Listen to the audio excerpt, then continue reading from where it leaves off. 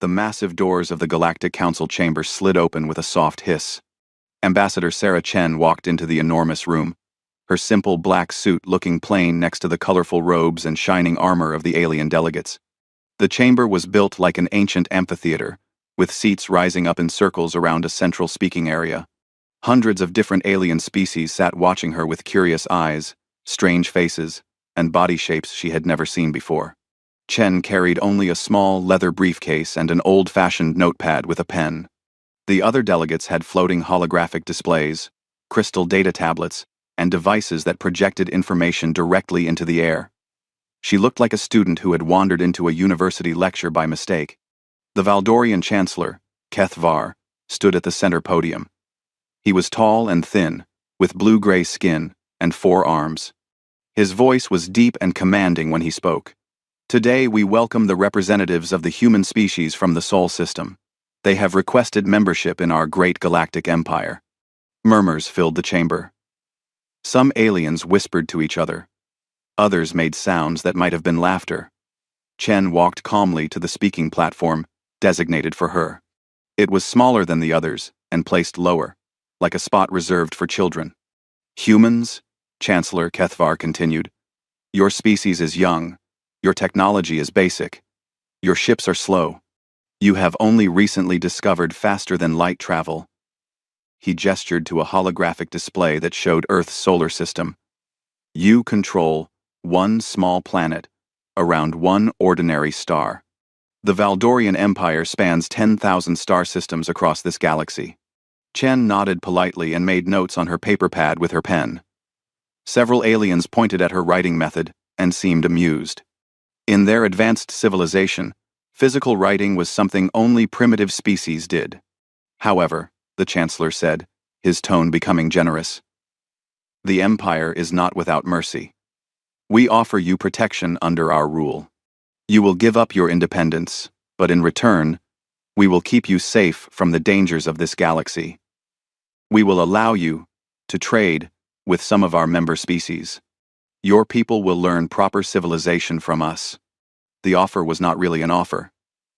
Chen could hear it in his voice. It was a demand, wrapped in pretty words. Either humanity joined as a servant species, or they would be forced to join later under much worse conditions. This is a generous proposal, continued HFY. Many species in this chamber would have been destroyed if we had not offered them the same protection. The galaxy is dangerous for young civilizations. There are pirates, hostile empires, and space monsters that can destroy entire worlds. Chen continued taking notes.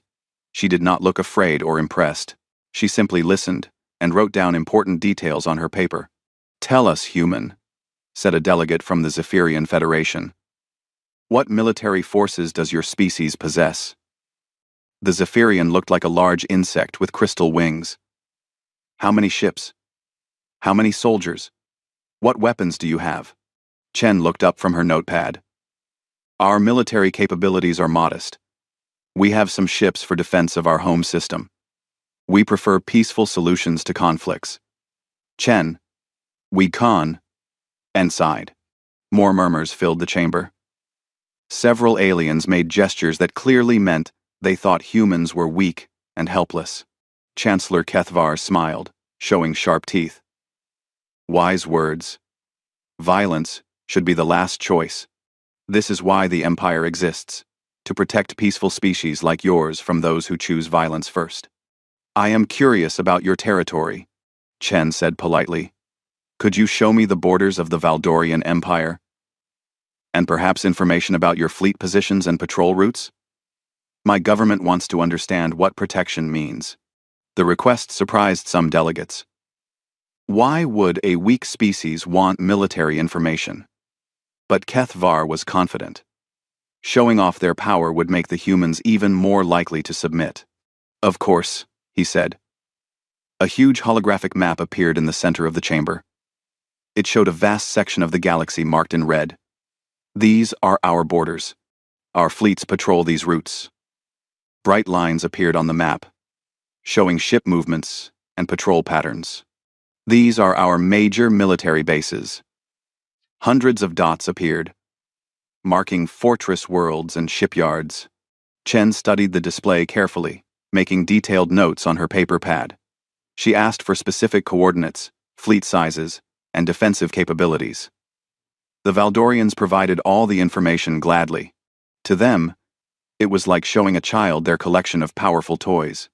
"Your territory is impressive," Chen said when the presentation was finished. "May I also see records of recent military actions? My government wants to understand how the Empire maintains peace." Kethvar gestured, and another display appeared. It showed battle reports, patrol logs, and incident records from the past year. Chen read through them carefully, occasionally asking for clarification about specific events or locations. After 2 hours of presentations, Chancellor Kethvar leaned forward. "Now, human, what is your answer? Will your species accept the Empire's protection?" Chen closed her notepad and stood up. "This has been very informative. However, I need time to consult with my government before making such an important decision. Could you give us 3 days to discuss these terms?" The Chancellor looked pleased. Fear and hesitation were normal responses from weak species when they realized the Empire's power. Of course, 3 days is reasonable. But remember, this offer may not remain open forever. The galaxy does not wait for those who hesitate too long. Chen bowed politely to the assembly. "Thank you for your patience and information. I will return with Earth's answer." As she walked out of the chamber, aliens whispered among themselves. Most agreed the humans would accept the protectorate offer. They had no choice. Their primitive technology and small military could never stand against the Empire's might. But a few older delegates noticed something strange. The human ambassador had asked very specific questions about military capabilities and territorial boundaries. Her questions were not random. They followed a pattern, like someone conducting a professional intelligence gathering operation. Chen left the Galactic Council station on her small human transport ship. As soon as she was in hyperspace, she activated a special communication device hidden in her briefcase. The message she sent was short: "Package delivered. Requesting priority response from command." On Earth, military leaders were already waiting for her report. They had been planning for this day much longer than the Valdorians could imagine. Admiral Rebecca Jackson sat in the underground war room beneath the Colorado mountains. The room was filled with screens, computers, and communication equipment. Officers moved quietly between workstations, analyzing data and preparing reports. This was Earth's most secret military command center, hidden 3 kilometers below the surface. The quantum communication device on her desk beeped softly. Ambassador Chen's report had arrived from the Galactic Council station. Jackson opened the encrypted file and began reading the detailed intelligence that Chen had gathered. "My God," Jackson whispered, as she saw the Valdorian territorial maps and patrol routes. She called over her intelligence chief, Colonel Martinez. "Look at this. Cross-reference these coordinates with our deep space monitoring data from the past 6 months." Martinez pulled up another screen and began entering the Valdorian territory information. The computer started comparing the alien patrol routes with Earth's secret sensor network. Red warning symbols began appearing across the display. "Admiral," Martinez said, his voice tense, "we have a major problem. Look at Sector 7G. Coordinates 445.7 by 892.3. Jackson leaned forward to study the screen. Her face went pale as she understood what she was seeing. That's where Kepler 442b was located. 3 months ago, Earth had lost contact with outpost Kepler 442b, humanity's first successful colony outside the solar system. The outpost had been built on a planet orbiting a distant star, far from Earth but perfect for human life. 50,000 colonists lived there. Scientists, engineers, farmers, teachers, and their families. "Pull up the final transmission from Kepler 442b, Jackson ordered. The speakers filled with static, then a panicked voice. "Unknown ships approaching. They're massive. We're trying to signal them, but they're not responding. They're charging weapons. This is Colony Leader Morrison requesting immediate assistance. They're firing. Oh God. They're firing on the civilian sectors. The children. The schools. The transmission ended in screaming and static. That was the last anyone heard from Kepler 442b. Search and rescue ships found only empty space where the colony had been. No debris, no survivors, no trace that 50,000 humans had ever lived there. Cross-reference this with the Valdorian military logs that Ambassador Chen obtained, Jackson said quietly. Colonel Martinez pulled up the alien battle reports. He found the entry quickly. Here it is. Valdorian Patrol Fleet V7000. 749 reported destroying abandoned mining equipment in contested space. Quote, primitive automated structures posed navigation hazard. Structures eliminated with plasma bombardment. No valuable materials recovered. Ath. Lam. The room fell silent. Every officer present understood what had happened. The Valdorians had found the human colony, decided it was worthless abandoned equipment, and destroyed it without even checking if anyone was alive. 50,000 people, including 8,000 children, had been vaporized because an alien military commander could not be bothered to scan for life signs. They didn't even know they killed us, Martinez said. To them, we were just space junk to be cleared away. Admiral Jackson stood up and walked to the main strategic display. It showed Earth's true military capabilities. The ships, weapons, and technologies that humanity had kept hidden from the galaxy. Most alien species believed humans were a primitive civilization that had only recently discovered space travel. The truth was very different. How many of our people know about this? She asked. The colony families have been told their relatives are missing and presumed dead, Martinez replied. We never confirmed what happened. Only this command staff knows the truth. Jackson studied the faces around her. These were Earth's best military minds. People who had spent decades preparing for humanity's emergence onto the galactic stage. They had always known first contact would be dangerous, but none of them had expected it to start with mass murder. Options, she said simply. General Kim stepped forward. We could reveal our true capabilities and demand justice. Our stealth fleet could destroy every Valdorian military base within a week. And start a galactic war, Jackson replied. How many more colonies would die in the fighting? We could accept their protectorate offer and seek justice through their legal system, suggested Colonel Martinez. What legal system? Jackson asked bitterly. They destroyed 50,000 civilians and filed it as cleaning up space junk. You think they'll prosecute themselves? Dr. Elizabeth Warren, the chief scientist and strategist, spoke up. There is a third option. We make them face what they did, publicly, in front of the entire galaxy. We use their own arrogance against them. Jackson turned to her. Explain. The Valdorians gave Ambassador Chen all that military information because they think we're harmless. They have no idea we've been watching them for decades. They don't know about our stealth technology or our intelligence network. They think they're dealing with primitive creatures who just discovered fire.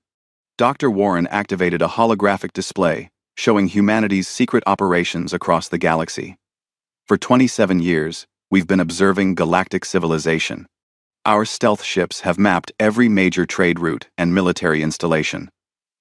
Our agents have been living on alien worlds, studying their cultures and technologies. We know more about the Valdorian Empire than most of their own citizens do. The display showed the full scope of humanity's hidden activities. Underground cities on alien homeworlds, trading relationships with dozens of species that the Empire knew nothing about, sensor networks that monitored everything happening in 3 sectors of the galaxy. The Valdorians committed genocide against us, Dr. Warren continued. But they did it in front of the entire galaxy without realizing it. Every species in the council chamber today has access to those military logs. The evidence is right there in their own records. Admiral Jackson understood. You want to put them on trial for war crimes using their own evidence. Not just them, Warren said. The entire Imperial system. How many other primitive species have they destroyed without checking if they were actually alive? How many genocides are hidden in their files labeled as clearing navigation hazards? Jackson walked back to her command chair and activated the quantum communicator. Ambassador Chen's face appeared on the screen a few seconds later. "Ambassador," Jackson said, "I have new orders for you. The Olympus Protocol is now active." Chen's expression didn't change, but Jackson could see understanding in her eyes. The Olympus Protocol was Earth's most secret contingency plan, a complete revelation of human capabilities, designed to establish humanity as a major galactic power in one dramatic demonstration. "What are my parameters, Admiral?" "Make them remember," Jackson said quietly. "Show the galaxy who we really are, and make sure they understand what happens when someone attacks our home." Chen nodded. "Understood. I'll need full intelligence access and authorization for fleet positioning." "You'll have everything you need," Jackson replied. "But remember, Ambassador, we're not starting a war. We're ending one that began 3 months ago, when they murdered our people." After the communication ended, Jackson stood alone in the command center. Around her, officers prepared for humanity's emergence from the shadows. In 3 days, the galaxy would learn that the primitive species from Earth was not what they appeared to be. On alien worlds across known space, human agents received coded messages. Hidden ships began moving into position around Valdorian military targets. The network that humanity had built in secret over decades was about to reveal itself. The Valdorians had no idea that their casual act of genocide had awakened something they were not prepared to face. 3 days later, Ambassador Chen returned to the Galactic Council chamber. The atmosphere was different this time. The alien delegates sat more relaxed in their seats, expecting to hear humanity's surrender. Chancellor Kethvar had a satisfied smile on his blue-gray face as he watched the human woman walk to her designated speaking area. Chen looked exactly the same as before. Simple black suit, leather briefcase, and her old paper notepad. But today, she also carried a small silver device that she placed on the podium in front of her. "Ambassador Chen," Chancellor Kethvar announced to the assembly, "has your government reached a decision regarding our generous offer of protection?" Chen stood quietly for a moment, looking around the circular chamber at the hundreds of alien faces staring down at her. When she spoke, her voice was clear and carried easily to every corner of the vast room. "Honorable members of the Galactic Council," she began, "I must inform you that the Valdorian Empire has already attacked our home." The chamber exploded into noise. Delegates shouted in dozens of different languages. Some stood up from their seats. Others activated their communication devices. Chancellor Kethvar's smile disappeared, and his forearms gestured for silence. "That is impossible," he declared when the noise died down. "The Valdorian Empire has had no contact with human military forces. We have no record of any engagement with your species before this diplomatic meeting." Chen remained calm. She touched the silver device on her podium, and a large holographic display appeared in the center of the chamber. The display showed a star map, with coordinates clearly marked. 3 months ago," Chen said, "your patrol fleet, V-7749, encountered what you believed was abandoned mining equipment. In Sector 7G, your ships destroyed these structures with plasma bombardment." Kethvar looked confused. "Yes, we clear navigation hazards routinely. Old automated equipment poses dangers to ships. What does this have to do with attacking humans?" The holographic display changed, showing wreckage floating in space. Pieces of metal, fragments of buildings, and debris scattered across several thousand kilometers. But now the debris was labeled with identification codes. "This debris," Chen said clearly, "came from Outpost Kepler 442b. It was humanity's first colony outside our home system. 50,000 of our people lived there." The chamber fell completely silent. Even the translation devices stopped humming. Every delegate stared at the floating wreckage in the hologram. "Impossible," Kethvar repeated, but his voice was weaker now. Chen touched her device again. The display changed to show Valdorian military records, the same files that Kethvar had proudly shared 3 days earlier. The report from Patrol Fleet V-7000 749, appeared in the air. Written in Valdorian military script, with translations floating beside it. Your report states, primitive automated structures posed navigation hazard. Structures eliminated with plasma bombardment. No valuable materials recovered. Chen's voice remained steady. Your sensors never checked for life signs, because your commander assumed that anything primitive must be unmanned. The blood drained from Kethvar's face. Around the chamber, other delegates were checking their own military records, cross-referencing the coordinates Chen had provided. But these were clearly automated facilities. Kethvar stammered. The architecture was simple, the technology basic. No advanced species would build such structures. You are correct, Chen replied. The technology was basic by your standards. We built simple, efficient structures, suitable for a farming and research colony. We used basic materials because we were a peaceful settlement, not a military base. The holographic display changed again. This time it showed internal recordings from Kepler 442b. Families eating dinner, children playing in schoolyards, scientists working in laboratories, farmers tending crops under artificial sunlight. 8,000 children, Chen said as images of human children filled the display. 12,000 scientists and engineers, 15,000 farmers and support staff, 15,000 family members. These people had names. A new voice spoke from the assembly, Delegate Vorthak from the Hegemony of Worlds. How do we know these recordings are authentic? This could be propaganda created after the fact. Chen looked up at the insectoid delegate. Because your own ships recorded the attack. The display changed to show gun camera footage from Valdorian warships. The footage clearly showed buildings, vehicles moving on roads, and energy signatures consistent with populated facilities. The timestamp matched exactly with the patrol report. Your own weapons recorded the destruction of civilian housing blocks, Chen continued. Your sensors detected the energy signatures of families cooking dinner when you opened fire. Your computers registered communication signals, children calling for their parents when the bombing started. The chamber was so quiet that the hum of the station's life support systems seemed loud. Delegates stared at the footage of their supposed protectors, casually destroying a civilian population. Chancellor Kethvar's voice shook when he spoke. This was a mistake. A tragic accident. Our patrol commander made an error in judgment.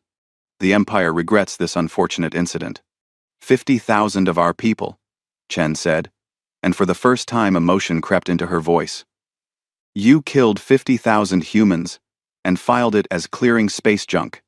The display changed again, showing personal records from the colony.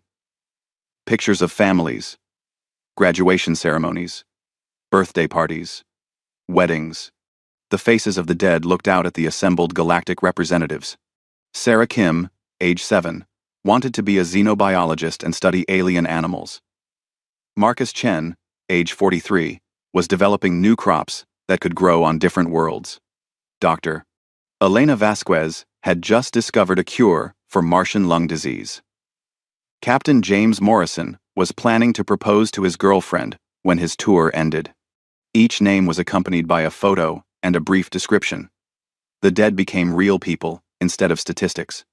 The human species, Chen continued, does not accept accidents when genocide is involved. Kethvar tried to regain control of the situation. The Empire is willing to provide compensation for this regrettable error. We can offer monetary reparations, perhaps relocation assistance for your remaining colonies. Compensation? Chen's voice carried a dangerous edge that made several delegates shift uncomfortably in their seats. Chancellor, you have just admitted to committing genocide against my people. You destroyed an entire civilian population because you could not be bothered to check if they were alive. It was not intentional, Kethvar protested. Intent matters in galactic law. Does it? Chen asked. Tell me, Chancellor, how many other navigation hazards has your empire cleared in the past decade? How many primitive structures have you destroyed without checking for life signs? The question hung in the air like a poison cloud. Around the chamber, delegates from smaller species began accessing their own records, checking incidents where the Empire had helped them clear space debris or abandoned facilities. "This is different," Kethvar insisted. "We had no knowledge that humans existed in that sector." "You had no knowledge because you never looked," Chen replied. "Your arrogance blinded you to the possibility that a primitive species might actually be sentient." The holographic display changed one final time, showing the last transmission from Kepler 442b. The desperate voice of colony leader Morrison filled the chamber. "Unknown ships approaching. Look, Lime. Unknown ships approaching. They're massive. We're trying to signal them, but they're not responding. They're charging weapons." The transmission continued as panicked voices in the background called for evacuation procedures. Children could be heard crying. Then came the sound of explosions and screaming before the signal cut to static. "That," Chen said when the recording ended, "was the sound of my people dying because you assumed they were not important enough to deserve a chance to surrender." The chamber remained silent for a long time. Finally, Delegate Zarathul, from the Crystalline Confederation, spoke. "What does humanity demand as justice for this crime?" Chen looked directly at Chancellor Kethvar. "We demand formal acknowledgement of this genocide. We demand reparations for the families of the dead. We demand new protocols to prevent this from happening to other species." "And if the Empire refuses?" Kethvar asked quietly. Chen's smile was cold as winter space. "Then the human species will be forced to seek justice through other means." The threat was polite and diplomatically phrased, but every delegate in the chamber understood its meaning. Humanity was no longer asking for permission to exist. They were demanding justice for mass murder, and they clearly had plans if that justice was denied. Chancellor Kethvar straightened his tall frame and spoke with renewed authority. "The Valdorian Empire does not respond well to threats, human. You speak of justice, but what power do you have to enforce it? Your species controls one small planet. We control 10,000 star systems." Murmurs of agreement came from several Empire-aligned delegates. The display of human suffering had been moving. But practical power still mattered in galactic politics. Ambassador Chen nodded calmly and touched her silver device again. "You are absolutely correct, Chancellor. Let me show you exactly what power humanity possesses." A new holographic display appeared, but this one was different. Instead of showing past events, it displayed real-time information. The map showed the current Valdorian Empire, but now it was covered with thousands of small red dots. "What you are seeing," Chen explained, "is the current position of human observation ships throughout Valdorian space. Each red dot represents one of our stealth vessels." The chamber erupted in shocked voices. "Impossible," many delegates said. "No species could hide so many ships from Valdorian sensors. Their detection systems were the most advanced in the galaxy." Kethvar stared at the display in disbelief. "This is false information designed to intimidate us. Our sensors would detect any foreign vessels in our territory." Chen smiled. "Would they? Let me show you something specific." She pointed to a cluster of red dots around one system. "These 6 ships are currently orbiting Valdoris Prime, your homeworld. They have been there for 15 years. "Impossible!" Kethvar shouted. "Valdoris Prime has the strongest planetary defense network in the galaxy." "Yes," Chen agreed. "Very impressive orbital platforms and sensor arrays. However, they were designed to detect large military vessels approaching from space. They were not designed to detect small research stations built on the ocean floor."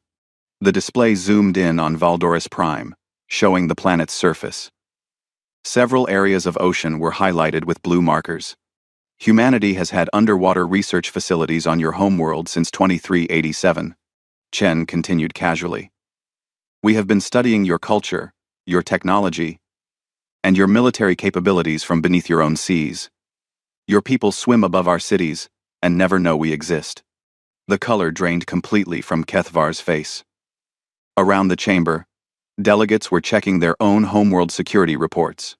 "This is a violation of our sovereignty," Kethvar protested. "Yes," Chen replied. "Just as destroying our colony was a violation of ours." The difference is that we never killed anyone.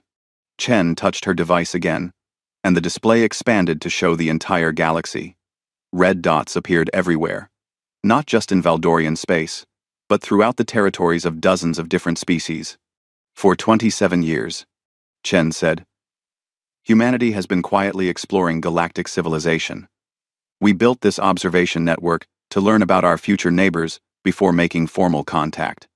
Delegate Morduk from the Kavari Syndicate stood up. Are you saying you have been spying on all of us? Learning about you? Chen corrected. Just as you learn about new species before making contact. The difference is that we never assumed any of you were unintelligent based on your technology level.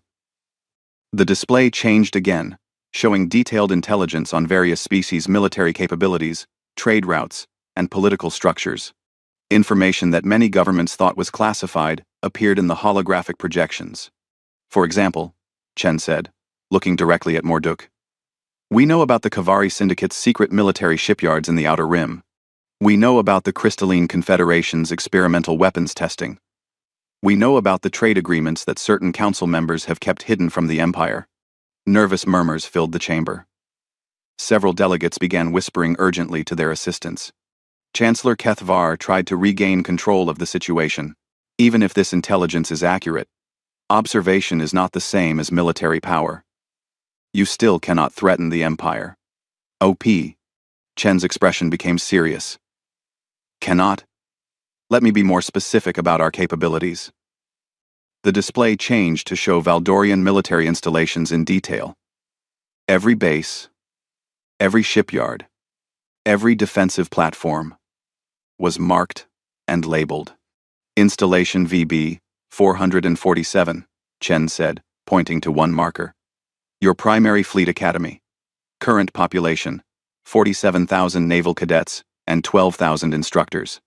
Average age of students, 19 years old. She pointed to another marker. Shipyard Complex Delta 7, your largest military construction facility. Current projects include 3 Dreadnought-class battleships and 17 heavy cruisers. Estimated completion time, 14 months. Chen continued pointing to installations across Valdorian space. Mining Colony TR, 998.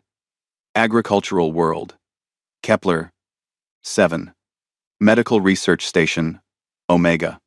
Your retirement planet for veteran officers. With each location she named, more specific information appeared on the display. Population numbers, defensive capabilities, resource production, strategic importance. We know where your military leaders live, Chen said quietly. We know where their families go to school. We know which restaurants they prefer, and what routes they take to work. The threat was becoming clear to everyone in the chamber. This was not just intelligence gathering. This was targeting information for a complete military campaign. You see, Chancellor, Chen continued, when a species spends centuries fighting wars on one small planet, they become very good at 2 things: hiding from enemies and finding hidden weaknesses in their defenses. Kethvar's voice was barely controlled. Are you threatening to attack civilian targets? I am explaining that we have the capability to end this conflict in whatever way we choose. Chen replied calmly. The question is whether we will need to use that capability. Chen touched her device once more, and the display showed something that made every delegate in the chamber fall silent.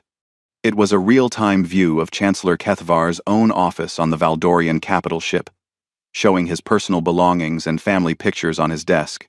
This image, Chen said, is being broadcast from inside your private quarters, Chancellor. Our people have been watching you for 3 years. We know you have 2 daughters studying art at the Imperial Academy. We know your wife collects ancient pottery. We know you suffer from chronic back pain and take medication every morning. The implications hit the chamber like a physical blow. If humans could monitor the Chancellor's private life this closely, they could monitor anyone. No one was safe from this invisible network. But here is what you do not understand yet, Chen continued. This conversation is being broadcast live to every inhabited system in the galaxy. The chamber exploded into chaos.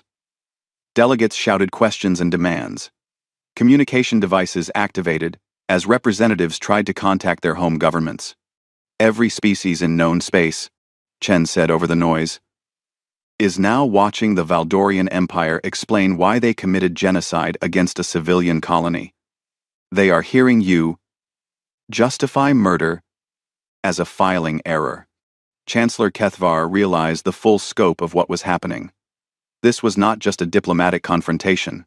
It was a public trial being broadcast across the galaxy. Citizens of the galaxy, Chen said, now addressing not just the council but everyone listening. The Valdorian Empire has built its power on the assumption that primitive species are not worth protecting. Today, you have seen the evidence of what happens when that assumption guides military action. She gestured to the display showing human intelligence capabilities. Humanity chose to remain hidden while we learned about galactic civilization. We could have revealed ourselves at any time. We could have demanded territory or resources. Instead, we watched and waited. We waited, Chen continued, because we believed that advanced civilizations would be guided by wisdom and justice. We believed that species capable of traveling between stars would also be capable of protecting those weaker than themselves. The chamber had gone completely quiet. Even the communication devices had stopped beeping. We were wrong, Chen said simply. The most advanced military in the galaxy killed 50,000 innocent people, because their commander could not be bothered to check if they were alive. This is not justice. This is not protection. This is barbarism, hiding behind advanced technology. Chancellor Kethvar stood frozen, realizing that everything he said from this moment would be heard by billions of beings across the galaxy. The Empire's reputation, their claims of benevolent protection, their entire political foundation was crumbling in real time. So now, Chen concluded, humanity must decide whether to continue hiding while others suffer the same fate as our colony, or whether to take action to ensure this never happens again. Chancellor Kethvar's forearms trembled slightly as he realized the full weight of the situation. Across the galaxy, billions of beings were watching him try to justify the destruction of an entire human colony. His political career, and possibly the Empire itself, hung in the balance of his next words. This is manipulation, he said, his voice carrying less authority than before. You are using tragedy to gain political advantage. The Empire has protected thousands of species for centuries. Protected them from what? Chen asked. From threats like yourselves? Your own military records show 17 different incidents in the past 5 years, where you destroyed structures without checking for intelligent life. The display changed to show a list of military reports. Each one described the elimination of primitive structures or navigation hazards with the same casual language used for Kepler 442b. The Threnodai mining platform, Chen read from the list. Population, unknown. Assumed, 0. Destroyed for blocking shipping lanes.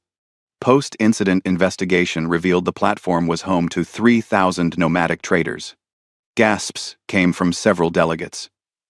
The Threnodai had been declared extinct decades ago. The Vectar orbital habitats, Chen continued, described as abandoned space junk, actually housed the last surviving members of their species, 1,200 individuals trying to rebuild their civilization after their homeworld was strip-mined. With each incident Chen revealed, the pattern became clearer. The Valdorian Empire had been committing casual genocide for decades, simply because they never bothered to properly investigate before attacking. Delegate Zarathul from the Crystalline Confederation stood up, her crystal body reflecting light in angry flashes. Are you saying the Empire has been systematically destroying refugee populations? I am saying, Chen replied, that the Empire's definition of primitive has been used to justify the elimination of any species they find inconvenient. Chancellor Kethvar tried to fight back. These are lies. Propaganda designed to turn the galaxy against us. The Empire brings order to chaos. Does it? Chen asked. Let me ask the galaxy a simple question. How many species have joined the Empire willingly? And how many were forced to join after their alternatives were eliminated? The question hung in the air like a challenge. Around the chamber, delegates from Empire member species looked uncomfortable. Many of them remembered their own negotiations with Valdorian diplomats. "This is irrelevant," Kethvar declared. "The past is the past. The Empire maintains peace and stability across thousands of systems. Without our protection, the galaxy would descend into chaos." Chen nodded. "You may be right. Perhaps the galaxy does need protection. But who will protect it from you?" She touched her device again, and the display showed something that made every military expert in the chamber lean forward. It was a real-time tactical display of Valdorian fleet positions throughout their territory. "At this moment," Chen said, "every major Valdorian military installation is under observation by human forces. Your fleet commanders are receiving reports of unknown contacts appearing on their sensors, ships that were invisible until 30 seconds ago. Across Valdorian space, human stealth vessels were dropping their cloaking systems just long enough to be detected, then vanishing again." The message was clear. We can appear anywhere, anytime. "This is an act of war," Kethvar shouted. "No," Chen replied calmly. "This is a demonstration." An act of war would look very different. The display changed to show detailed strike plans. Every Valdorian military base had targeting information overlaid on it, showing exactly how human forces would attack if they chose to do so. "Within 6 hours," Chen said, "the human fleet could eliminate every Valdorian shipyard, every fleet base, and every command center in your territory. We have had strike teams in position for 3 years. Impossible," Kethvar said, but his voice lacked conviction. The intelligence Chen had already demonstrated made the claim believable. "Your own security footage will confirm it," Chen said. "Check the maintenance records from your facilities. Look for repair crews, cleaning staff, and technical consultants who appeared in your databases but never actually existed. You will find that humanity has been walking through your most secure installations for years." Delegate Morduk from the Kavari Syndicate spoke up nervously. "Are you threatening to attack all of us?" Chen turned to address the full assembly. "Humanity threatens no one who has not already threatened us.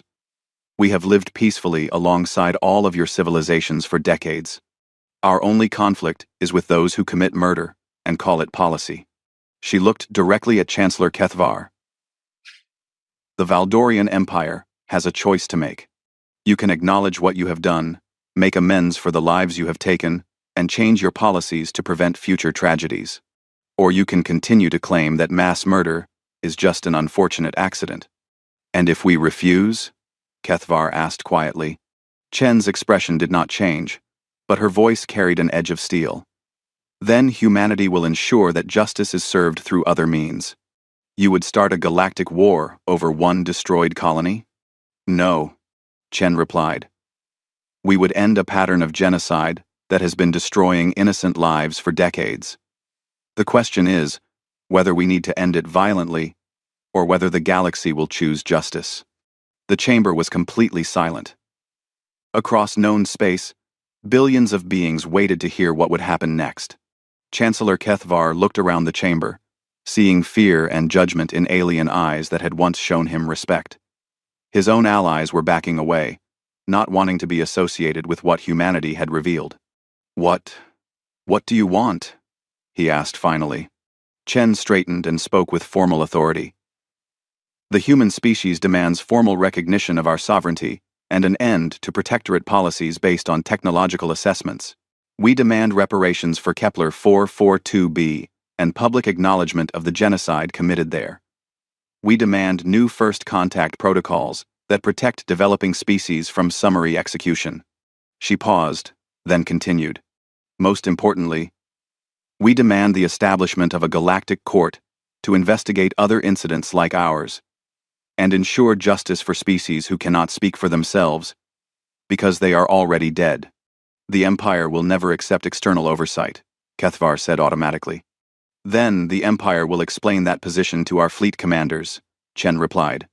"I am sure they will be interested in your reasoning." For the first time since the session began, Chen smiled.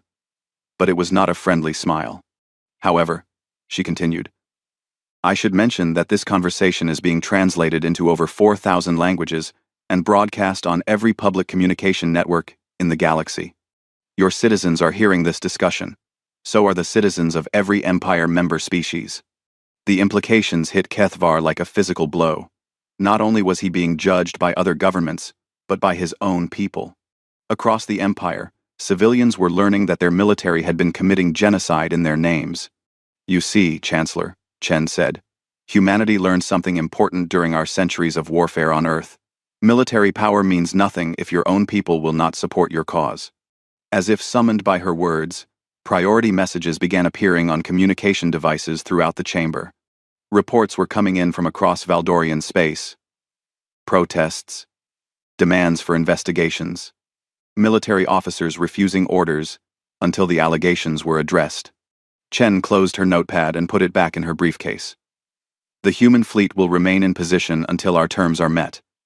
We have waited centuries to join galactic civilization. We can wait a little longer.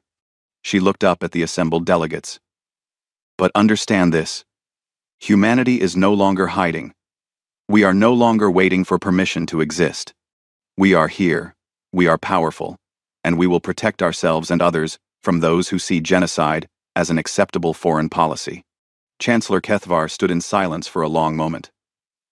Around him, his own delegates were checking messages from their home systems. The Empire's authority was crumbling in real time as their own citizens demanded answers. The Empire will consider your terms, he said finally. No, Chen replied firmly. The Empire will accept our terms, or the Empire will explain to the galaxy why it believes it has the right to commit mass murder. She picked up her silver device and walked toward the chamber exit. You have 24 hours to make your decision, Chancellor. The galaxy is watching. As Ambassador Chen left the chamber, she spoke quietly into her communication device. Tell the folks back home. We're not hiding anymore. No.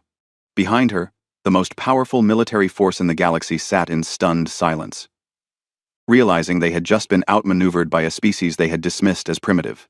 The balance of power in the galaxy had shifted forever. And it had happened not through military conquest, but through the simple act of revealing the truth. In the days that followed, the Valdorian Empire would accept humanity's terms. They had no choice. Their own people demanded justice, their allies abandoned them, and the entire galaxy had seen the evidence of their crimes. But more importantly, the galaxy had seen that there was a species willing and able to enforce justice when others failed to provide it. Humanity had announced itself to the stars not as supplicants begging for acceptance, but as guardians ensuring that the strong could no longer prey on the weak without consequence. The age of casual genocide was over.